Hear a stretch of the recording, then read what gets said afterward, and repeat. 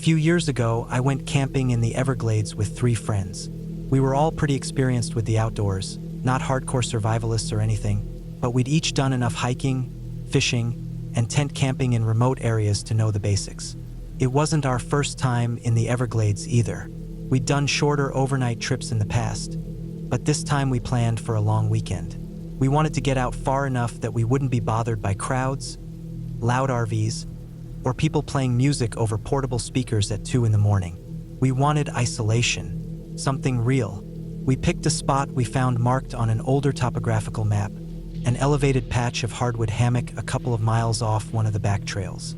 To get there, we had to hike along a narrow, barely used footpath that was more like a game trail than anything official.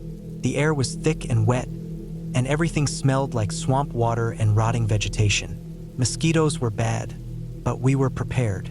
Long sleeves, DEET, head nets, and thermocells. Once we got off the main trail and into the hammock, the footing got a little better, less water underfoot. Felt like a solid place to pitch camp. You could still see evidence that this spot had been used before.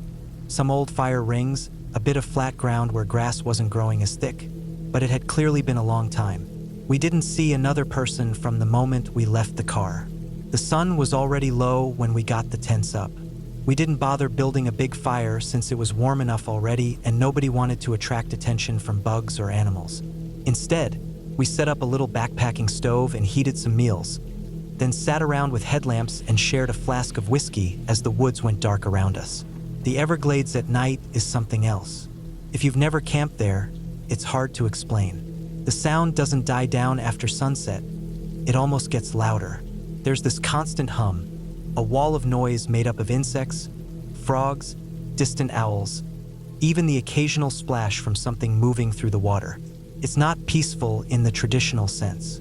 It's wild, but it's also comforting in a weird way. When everything's making noise, it means everything's fine. That's just how the swamp talks. Eventually, we got tired and split off into our separate tents. We didn't bother with bear bags or anything, since we didn't bring a lot of food and we were far from bear territory. We just packed our gear tight and zipped up. The air in my tent was stuffy, and even with the mesh panels open for ventilation, the humidity made it feel like I was trying to sleep inside a sponge. I lay on top of my sleeping bag in shorts and a t-shirt, machete by my side, as I always kept it. I wasn't exactly expecting trouble, but old habits stick with you after enough solo nights outdoors. It must have been close to midnight when I noticed something change. At first, I thought I was just drifting off to sleep, that weird space between being awake and out cold. But the deeper I sank, the more I noticed a kind of deep rumble, like a subwoofer somewhere far off. I felt it before I really heard it. It didn't sound like any one thing. It wasn't thunder, wasn't a jet overhead, wasn't an animal I recognized. It was low and steady, and the weirdest part was how it seemed to go through me instead of just around me, like it vibrated in my chest and bones. And then, as if someone flipped a switch, the entire swamp went silent. No frogs, no cicadas, no buzzing from mosquitoes near the mesh, just dead quiet. That kind of silence doesn't happen in the Everglades. Not naturally. Even during the day, there's always something moving, chirping, clicking, croaking. This was the kind of silence that makes you sit up without knowing why. I didn't move at first. I just listened, trying to figure out if it was just in my head, if maybe I was half dreaming. But I was awake. I was sure of it. The vibration faded after a few seconds, but the silence stuck around. I stayed frozen there on my mat, listening. I could feel my own heartbeat, my breath. I could even hear the nylon of the tent walls shifting slightly as air moved inside, which never happens unless everything else goes dead quiet. Then, about 30 seconds after that rumble had stopped, my phone buzzed. I flinched. It wasn't loud, but it felt way too sharp in that kind of silence. I reached for it, expecting a notification or maybe a random app pinging in the background. But it was a text from Mark, the guy in the tent closest to mine. "Did you hear that?" That's all it said. No punctuation, just those 4 words. Then, a few seconds later, another text came through, this time from Eric. "What was that noise?" I started typing back, but before I could send it, a third one came in from Jason. Everything went quiet. "You guys okay?" I didn't even bother answering individually. I just typed back, "Yeah, I heard it. No clue what it was. Still dead quiet out here." Over the next few minutes, we texted back and forth quietly, trying to make sense of it. Nobody saw anything. Nobody smelled anything. Nobody moved from their tent. We all just lay there, trying to listen, trying to figure it out. Mark said he thought it sounded like a big truck far off, but we were miles from any roads. Eric mentioned the possibility of a gator growl, but even big alligators don't usually wander this far from water, and the growl wasn't the same. It didn't have that gurgling, rasping quality. This was deeper, more mechanical, but not man-made either. It didn't make sense. We kept going in circles for 10, maybe 15 minutes, and then, just as suddenly as it had stopped, the swamp came back to life. One cricket started chirping, then another. Then a frog croaked from somewhere deeper in the trees. The insects buzzed again, like nothing had ever happened. It was almost worse than the silence, the way it just resumed like flipping a light switch back on. Like nothing had scared the swamp in the first place.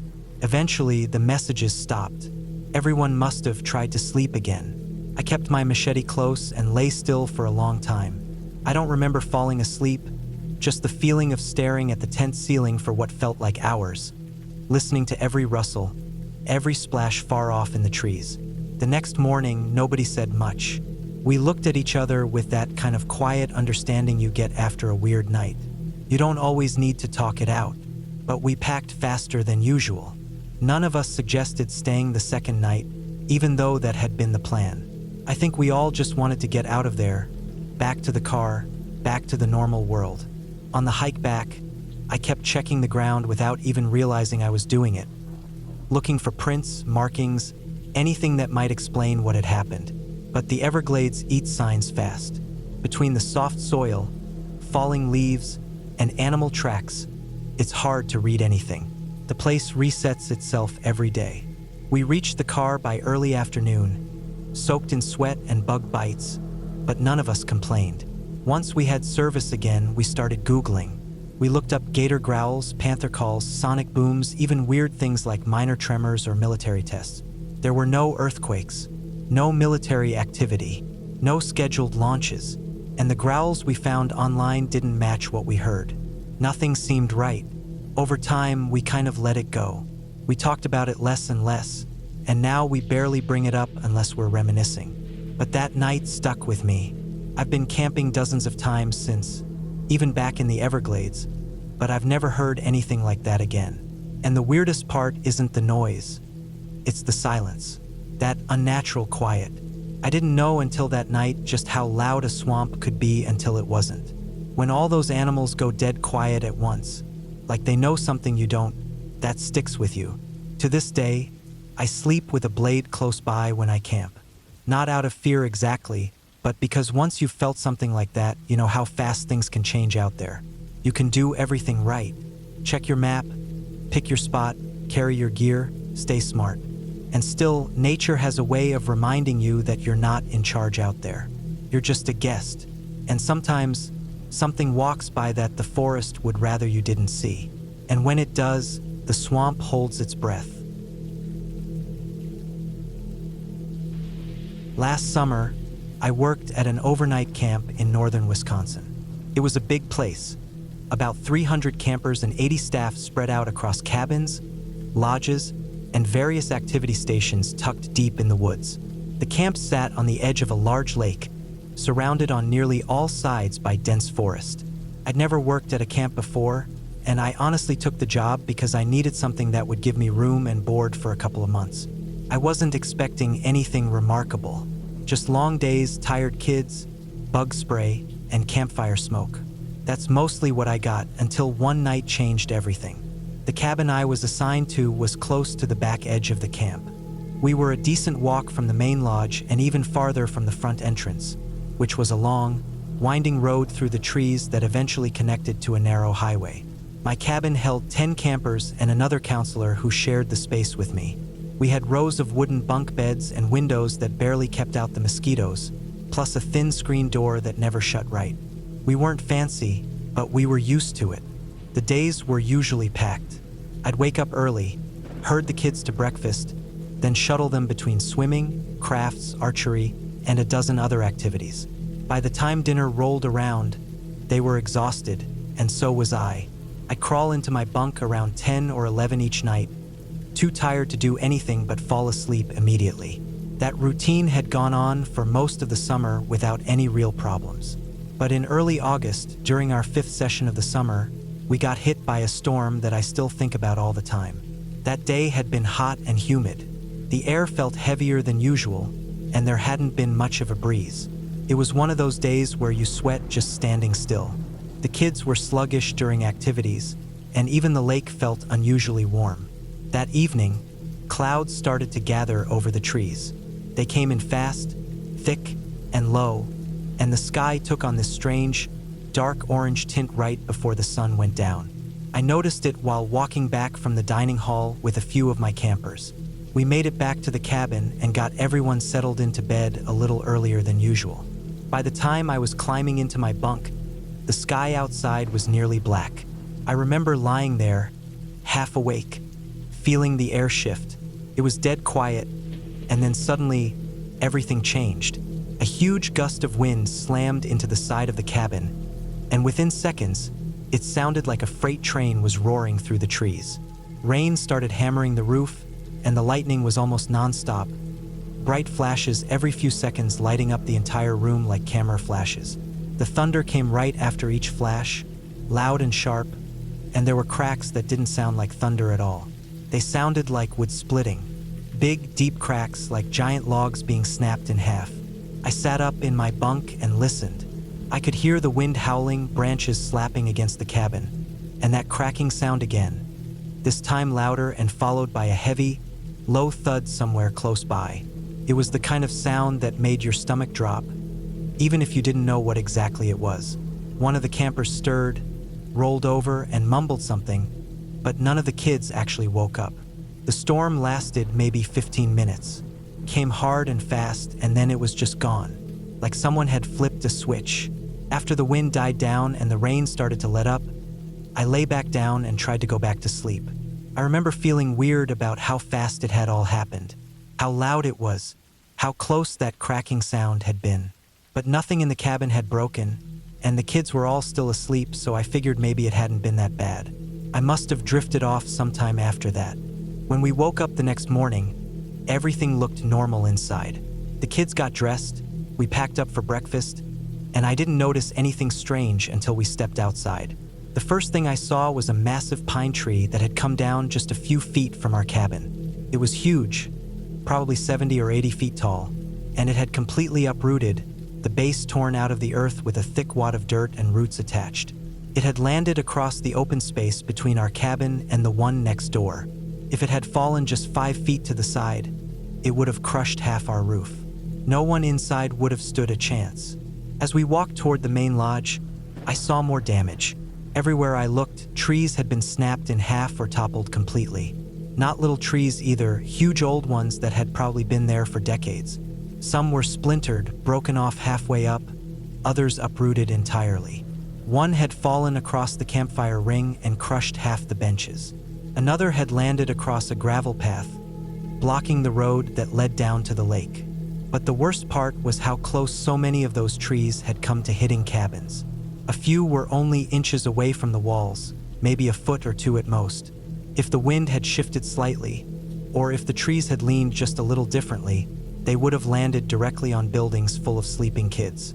2 buildings had been hit directly. One was the old maintenance shed where we kept spare supplies and broken gear. The other was an empty cabin that wasn't in use for that session.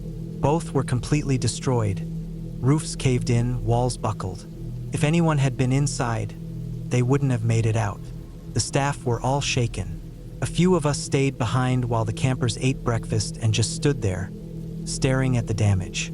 You could smell the sap and freshly broken wood everywhere, mixed with the scent of damp earth and rain-soaked pine. I don't think I've ever felt so cold while standing in summer heat. It wasn't fear exactly.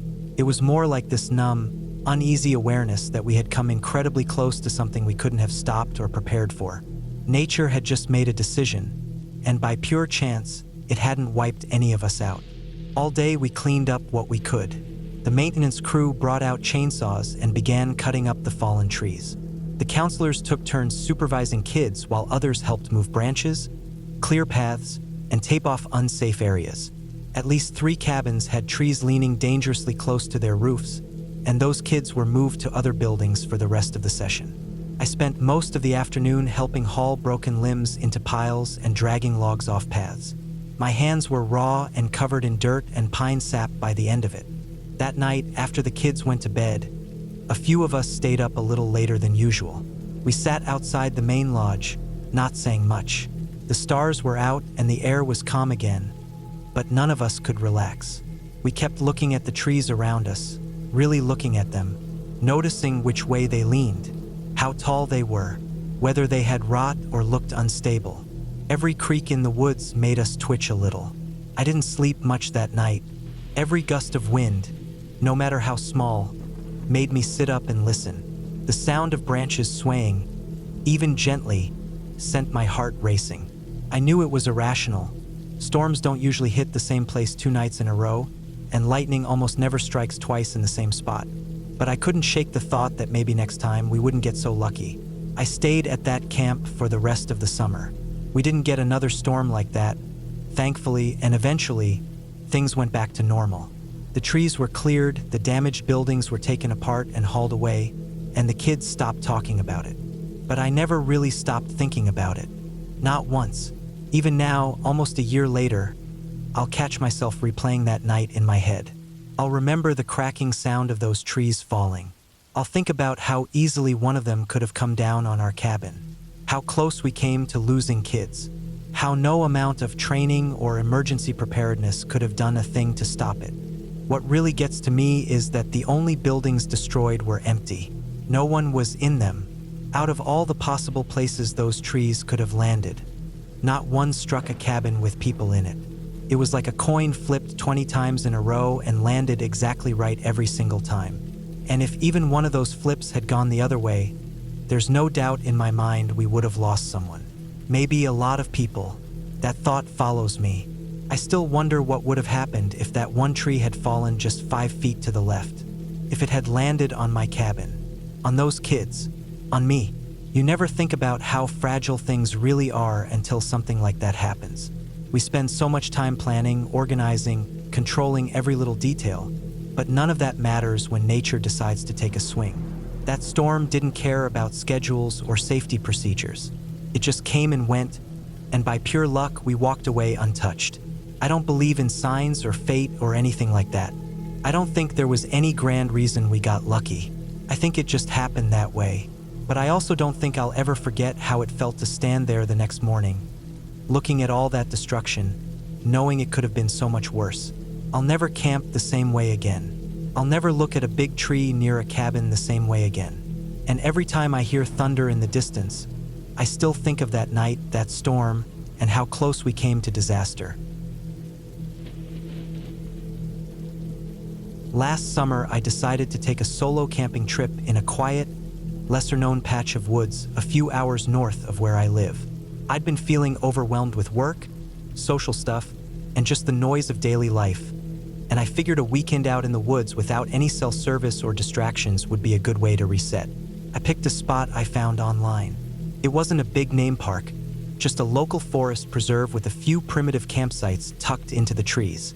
No showers, no rangers, just a few flat patches of dirt with fire rings, and a gravel road running a few miles through the woods. I loaded up my car with my gear, a cooler with food, a tarp, and my old tent I'd had since college. The drive up was uneventful. Once I got off the main highway, the roads got narrower and the town smaller. I passed a gas station with a dusty awning and an old general store that looked like it hadn't been updated since the 80s. The forest preserve wasn't marked well. I almost missed the turn. There was a small wooden sign nailed to a post that said Pine Ridge Trailhead, with an arrow pointing down a bumpy gravel road. That was it.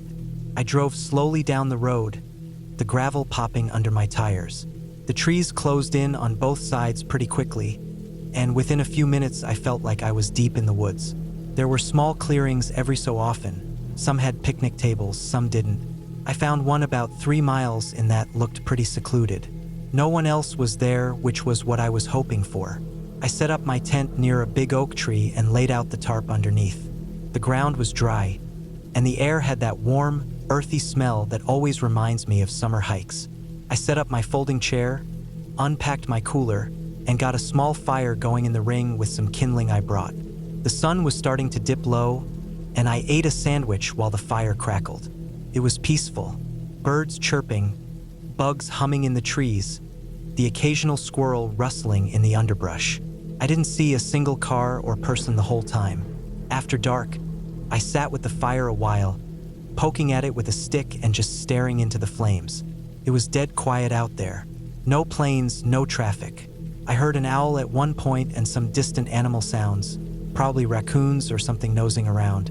I went into the tent around 10. I had a decent sleeping pad and a good sleeping bag, and the air was still warm enough that I left the rainfly half off so I could see the stars through the mesh.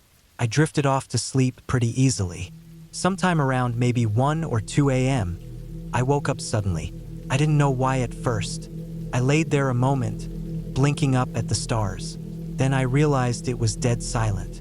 Not just quiet silent. No bugs, no breeze, no night sounds, just stillness. I stayed perfectly still in my sleeping bag. My heart was pounding, though I couldn't say exactly why. It just felt wrong. I didn't hear any footsteps or voices. I didn't hear anything at all. But the air felt different, like it was heavier somehow, denser. I unzipped the bag slowly, trying not to make a sound. I sat up and looked around through the mesh. My fire was out. The last embers must have gone cold hours ago. I could see the outline of the trees around my campsite, black shapes against the sky. Nothing moved. Then I heard a sound. It was faint, very faint, but unmistakable. A branch breaking, not far off, maybe 30 or 40 feet into the woods. It wasn't a squirrel. It was bigger, heavier.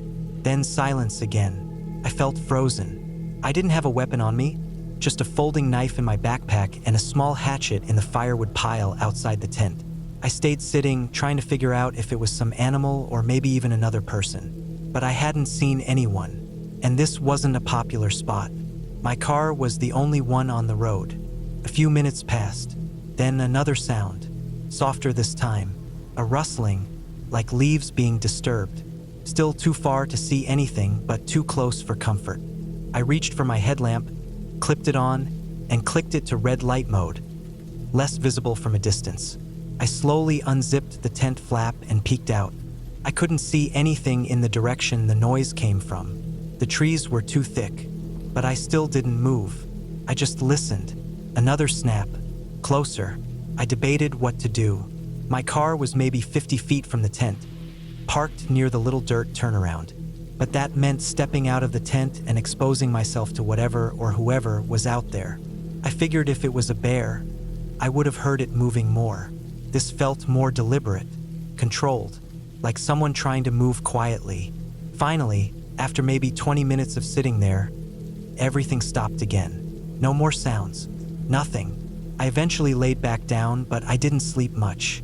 I must have drifted in and out, heart still racing. Morning came slowly. As the sun started to rise, the birds came back. The bugs started buzzing again. The normal sounds returned, and the woods felt alive again. I climbed out of the tent, headlamp still on. Everything looked untouched. But then I noticed something. Right at the edge of the woods, about 30 feet from my tent, was a broken branch lying across the ground. It was fresh. The inside was bright wood, not yet darkened by air or sap. I walked over and found a few footprints in the dirt nearby. Not boots, sneakers, average size. Someone had been there. I packed up fast. I didn't even eat breakfast. Just crammed everything into the trunk and got back in the car. The drive out felt longer than it should have. I kept checking the rearview mirror. Never saw another soul. When I got home, I didn't tell anyone about it for a while. Felt weird talking about it. I didn't know what to say. Nothing happened, not really, but it still shook me. Someone had been near my tent in the middle of the night in a completely remote area. Not an animal. Person. I thought about calling someone, park service maybe, but it wasn't a managed site. There was no ranger. No office, just open woods. And I didn't have much to go on. No photos, no proof, just a weird, silent stretch of night and a couple broken branches. It made me realize something, though. When you're that far out, when you're alone and off the grid, no one's coming to help you. There's no one to hear you yell. No one to notice if your car stays parked for days. I still go camping, but not alone anymore, and not in places that remote. That night taught me something real. The woods aren't always peaceful. Sometimes they just hide things better. I was 7 or 8 years old the first time I ever went camping, and I only remember bits and pieces from the beginning of the trip. It was me, my older brother who was maybe 12 or 13, and my mom. My dad wasn't with us for whatever reason, so it was just the three of us.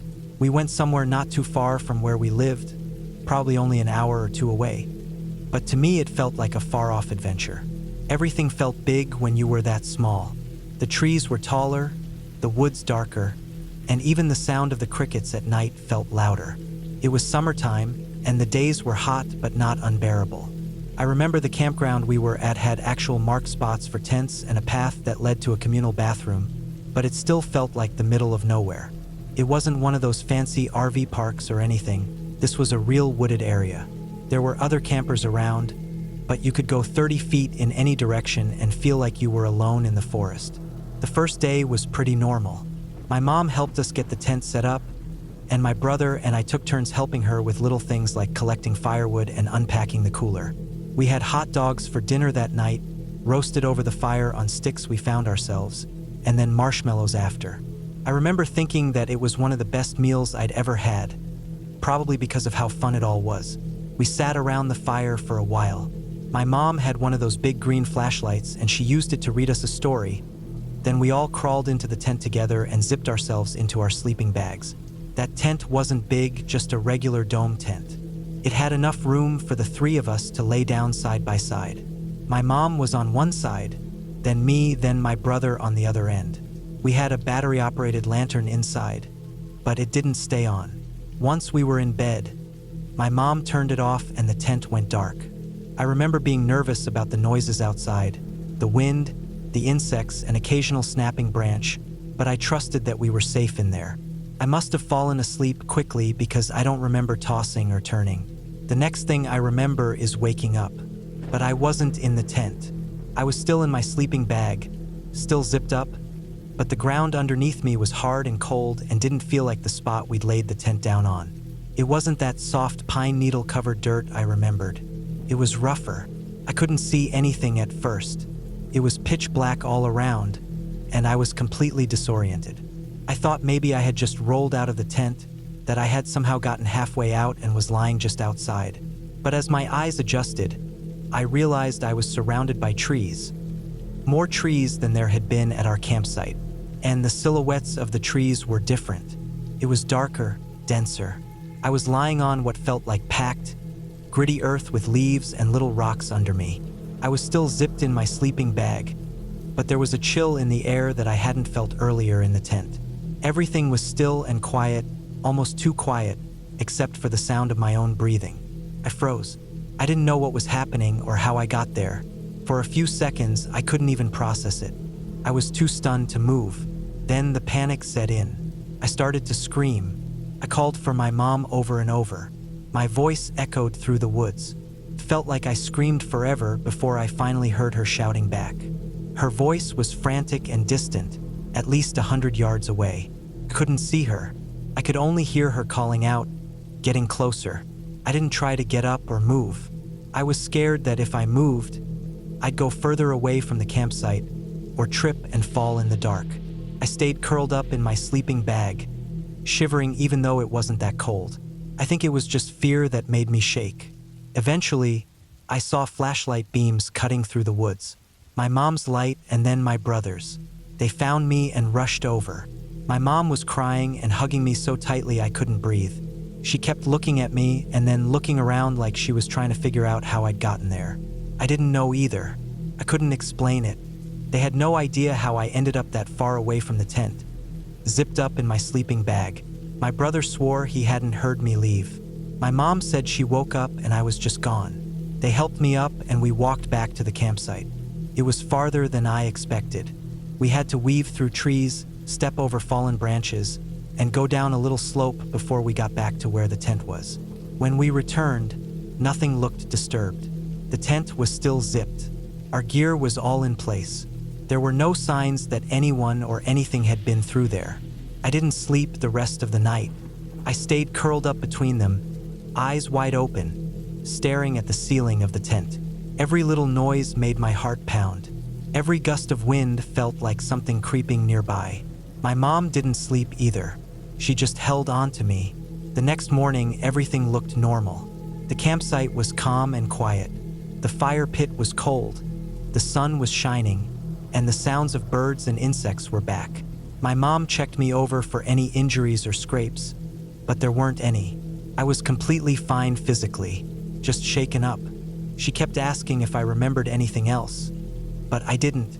It was like I went to sleep in the tent and woke up in the woods, with nothing in between. We packed up and left that morning. The trip was supposed to last a couple more days, but my mom didn't feel comfortable staying. I didn't argue. I just wanted to go home. For years, I thought about that night. Sometimes I still do. I've gone over every possibility in my head. Sleepwalking? Maybe. But I would have had to unzip the tent, drag my sleeping bag across uneven ground, down a slope into the woods without waking anyone or injuring myself. I was 7. I don't think I could have done that. An animal dragging me? Doesn't make sense. I wasn't hurt. My sleeping bag was clean, no signs of tearing or being pulled. Plus, it was zipped up when I woke up, just like it had been when I went to sleep. Someone taking me? That thought scared me the most. But why? And why leave me out there, still zipped up with no harm done? There were no footprints, no broken branches, no sign that anyone had been near our tent, no stolen gear, nothing. Just me, in the woods, 100 yards away from where I should have been. The scariest part of all of it wasn't even being out in the woods alone. It was that complete, unexplained shift from safety to confusion. 1 second I was asleep next to my family, and the next I was somewhere else entirely, like time skipped, like the world shifted when I wasn't looking. I've gone camping again since then. I still enjoy it, though it took a while before I was able to fall asleep in a tent without feeling that old dread creeping in. And every time I zip up my sleeping bag, I think about that night. I think about how easily things can change, how thin the line is between normal and terrifying. That memory has stayed with me all these years. Not because something hurt me or because I saw something I can't explain, but because it was one of the first times I realized the world wasn't always safe. That sometimes things happen that have no explanation. And even when everything turns out okay, you're left with that echo in your mind. The quiet, confusing fear of not knowing how or why. We never went back to that campground. My mom never really talked about it again after a few days. My brother barely remembers it, but I do. I always will. A couple of years ago, my brother bought a large piece of land way out in the middle of nowhere. It was at least 30 miles from the nearest town and well beyond the reach of any cell phone signal. The land had no power lines, no paved roads, and no neighbors for what seemed like miles. It was the kind of place where night actually felt like night, pure black sky full of stars, and silence so deep you could hear your own heartbeat if you listened hard enough. He bought it because it was cheap and had a lot of potential. He wanted a place to camp, hunt, and maybe build something on someday. The first time I saw it, it was pretty rough. People had used it as a dumping ground over the years. There were rusted out appliances, broken glass, downed trees, and old tires scattered all over the place. It needed a lot of work, and that's exactly what we set out to do. So, not long after he bought it, we planned a weekend out there. It was me, 2 of my brothers, one being the landowner, and our families. In total, there were around a dozen of us. We had campers, tents, coolers, firewood, and everything else we thought we'd need. The plan was to spend the weekend camping, cooking over the fire, and cleaning up the land as much as possible. The first day went smoothly. We got there around noon, set up camp near the edge of a clearing, and started hauling trash into piles for later disposal. The kids played, the adults worked, and everyone seemed to be in good spirits. That night, we made hot dogs and s'mores, told stories around the fire, and eventually turned in. I slept in a tent with my wife and 2 kids, and I was out cold not long after we zipped the flap shut. The second day was more of the same. We cut down dead trees, burned brush, and loaded trash into a trailer my brother had brought. By nightfall, we were all tired and filthy, but in that satisfied kind of way that comes from a day of hard work. That night, we ate burgers and beans, then sat around the fire drinking beer and laughing. Eventually, people started drifting off to bed. The kids went first, then the women, and finally it was just me and my 2 brothers.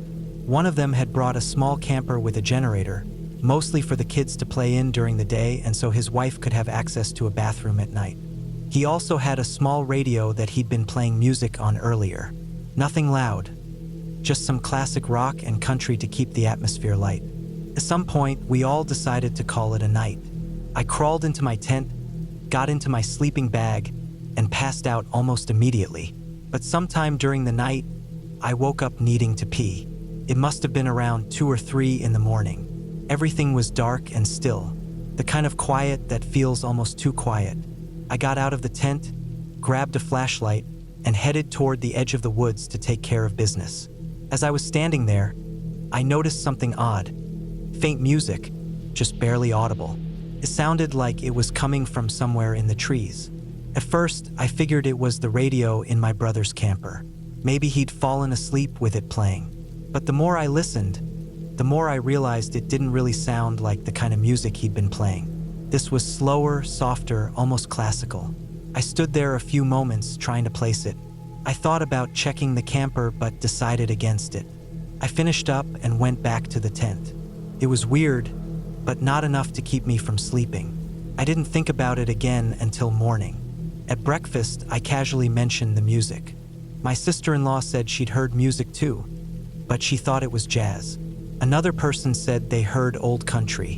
One of the kids even said they thought they heard something like lullabies. The weird part was that no 2 people described the same music. That's when we asked my brother, the one with the camper and the radio. He looked kind of uncomfortable and said that he'd woken up in the middle of the night and stepped outside to smoke. He heard music too, but he thought someone else had left a radio on. His radio was off and so was the generator. In fact, it hadn't been running at all during the night.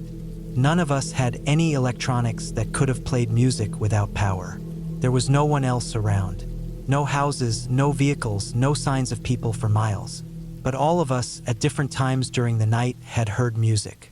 And none of us heard the same thing. That shook me up more than I wanted to admit.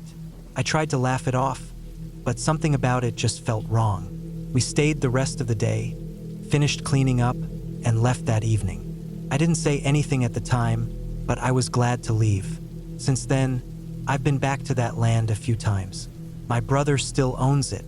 He goes out there to hunt and camp now and then, and I've joined him a couple of times. But I don't sleep in a tent anymore. I bring my SUV, fold the seats down, and sleep inside with the doors locked. I still have fun while I'm out there, but once the sun goes down, I stay close to my vehicle. I always bring a flashlight, a backup flashlight, a knife, and a loaded handgun. Maybe it sounds paranoid, but I can't shake the feeling that something isn't quite right about that place. I don't know what caused all of us to hear different music in the middle of nowhere. I don't have a theory. I don't think it was ghosts or anything like that, but something happened out there that night. Something strange. It's not something I talk about often. Most people just laugh or tell me I imagined it. Maybe I did. Maybe we all did. But we didn't imagine the fact that we all heard different music. That part is real. I was there. I remember the feeling in my gut. The kind of low, twisting unease that tells you something's off even if you can't say why. It hasn't stopped me from going back, but it's changed how I feel when I'm there. In the daytime, the place feels almost peaceful. But at night, when the wind stops and the woods go still, I always end up straining to hear something. And every now and then, when the crickets pause or the fire crackles just right, I think I hear it again. Not loud, not clear, but just enough to make me stop what I'm doing and listen. And just enough to make me wonder. It's been a few years since that first trip. My brothers cleared a lot of the land. built a small cabin out there. It looks a lot nicer now, feels a little more lived in. But even with the cabin, the fire pit, the trails, and the familiarity, I still don't stay out there alone overnight. That night changed something in how I think about remote places. It made me realize how truly isolated we can be, even when we're with other people.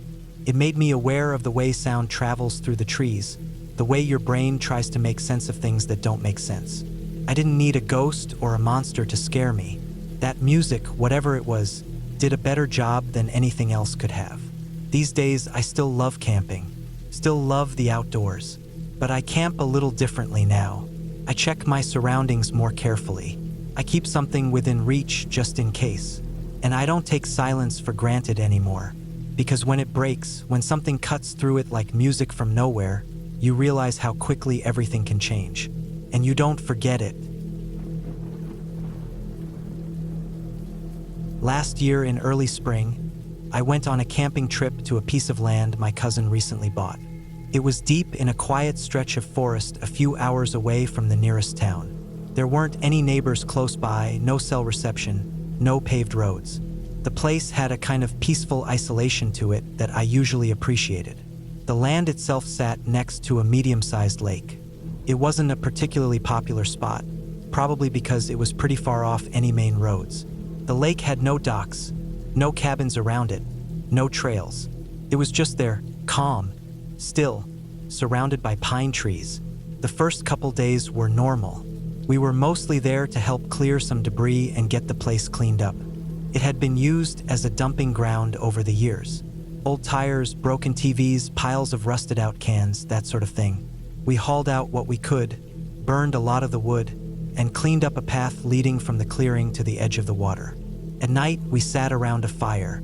My cousin had brought his kids, so we didn't drink much. Just sat around, told stories, and watched the fire burn down. The lake was completely still at night. It didn't even seem to have frogs or bugs making noise. It was quiet in a way that's hard to describe if you've only ever spent time near more populated bodies of water. On the third night, I woke up sometime after midnight needing to use the bathroom. It was colder than I expected, and the air had that thick, wet chill that comes off lakes in early spring. I took a flashlight and walked off a few feet into the trees. As I was standing there, I thought I heard something. A soft sound, like music, just barely coming through the trees. I paused, listening. It wasn't loud. It was faint, but I could tell it was music. Not any song I recognized. It almost sounded like it was echoing. Not quite distorted, but like it was traveling a long way to reach me. I looked toward the lake, and that's when it clicked. Sound travels over water. I'd learned that in school, but I never really thought much of it. Standing there, I wondered if someone had parked on the far side of the lake, maybe fishing with a radio going.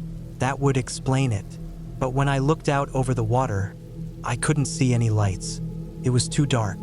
No moon, heavy cloud cover, no stars. I stood there a minute longer, listening. The music faded. I finished up and walked back to my tent. I fell asleep without much trouble, but I didn't forget it. In the morning, I brought it up at breakfast. Nobody else had heard anything. My cousin joked that maybe I was just dreaming. I let it go.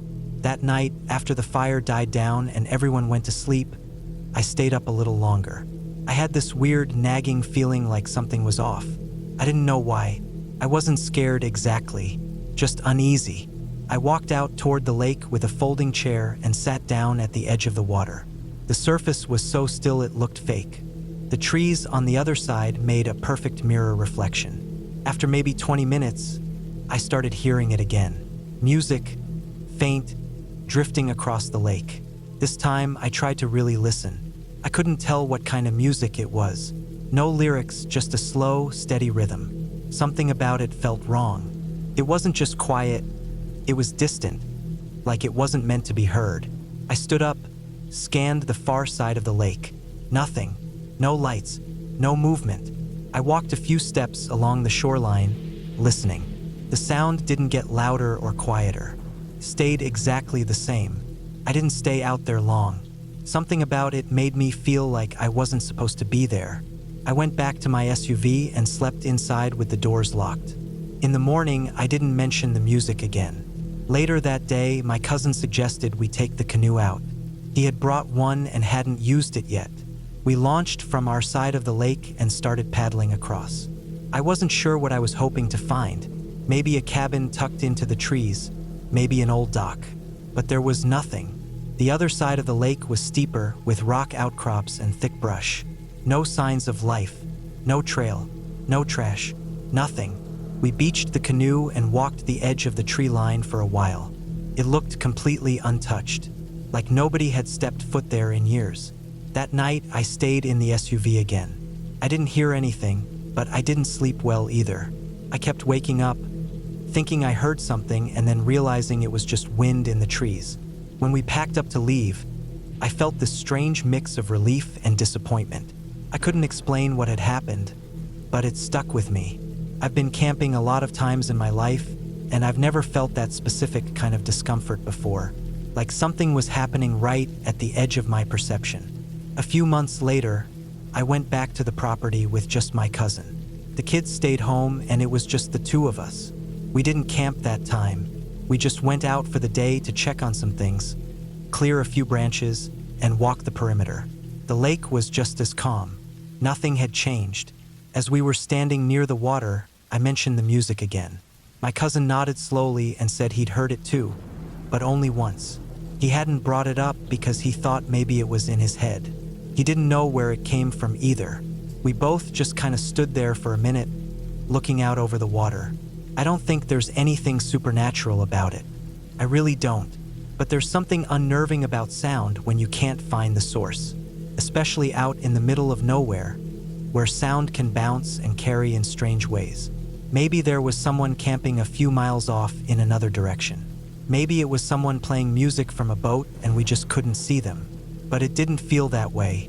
Since then, I've gone back a few more times, but I always sleep in the SUV. I still enjoy the peace and the quiet, but there's always that awareness in the back of my mind now.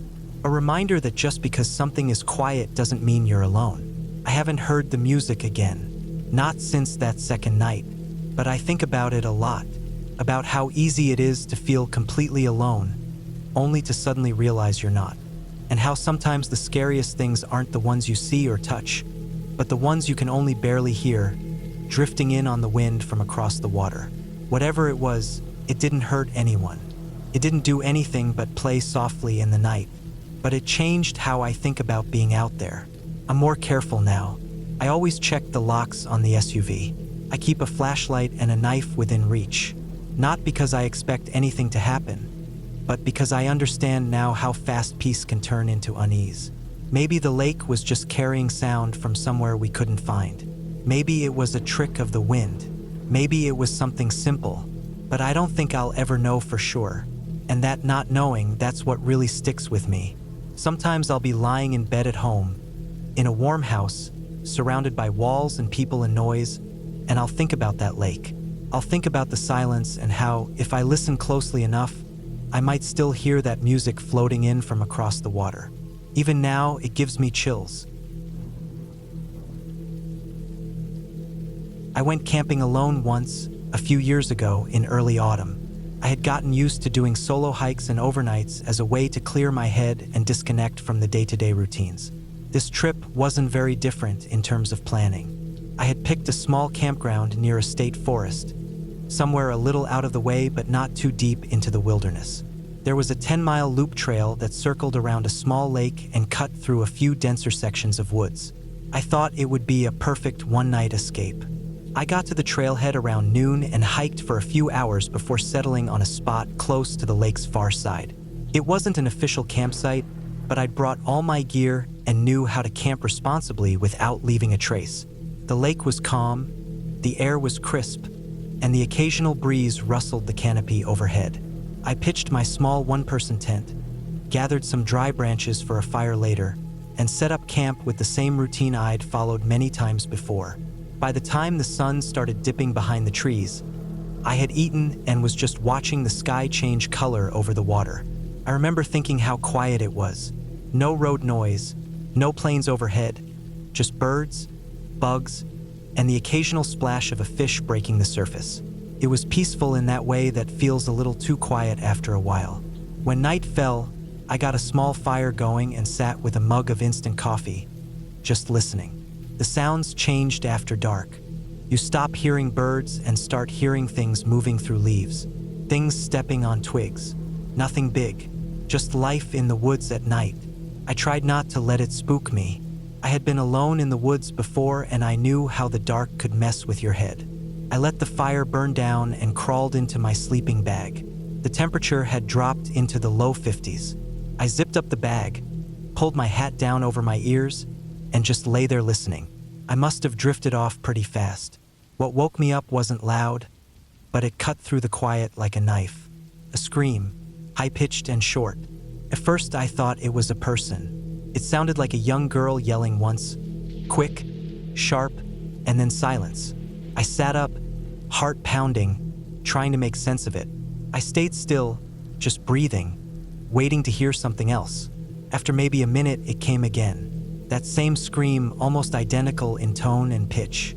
I unzipped the tent slowly and looked out, scanning the darkness. My fire had burned out. The moon wasn't out. I had a small flashlight, but I didn't turn it on. The scream came again, closer this time. Short, sharp.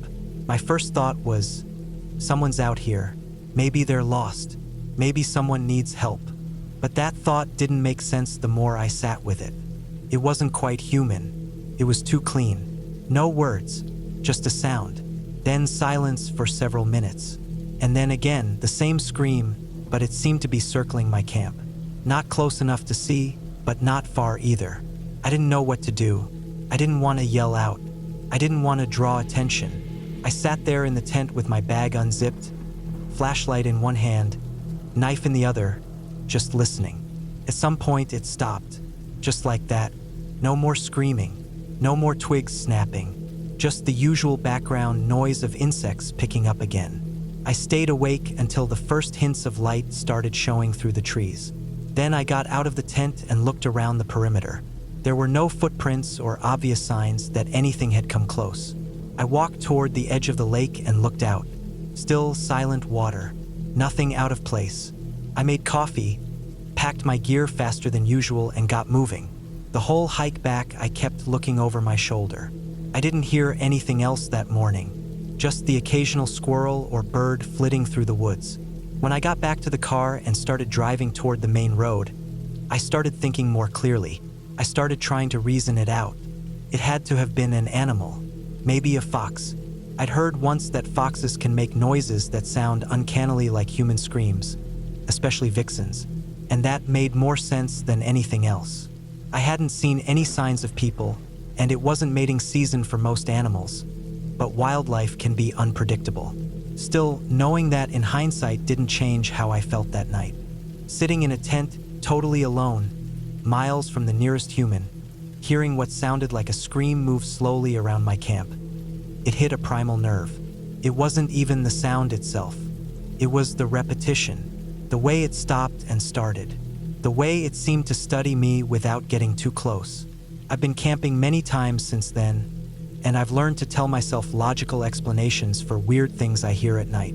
But I also don't camp alone as much as I used to, not out that far anyway. There's something about being completely alone in a forest that makes you realize how small and soft you really are. You don't need monsters or anything made up. You just need a few strange sounds in the dark and a brain that's trying to make sense of them. That trip didn't stop me from camping.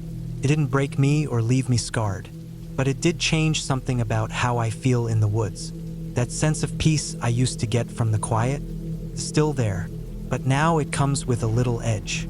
A little awareness that something might be out there watching, just outside the firelight, waiting for you to fall asleep. And every now and then, when I wake up in the middle of the night on a camping trip and everything's dead silent, I think back to that night. That scream, that sound that might have been a fox, but might have just been the forest reminding me that I don't belong there as much as I think I do.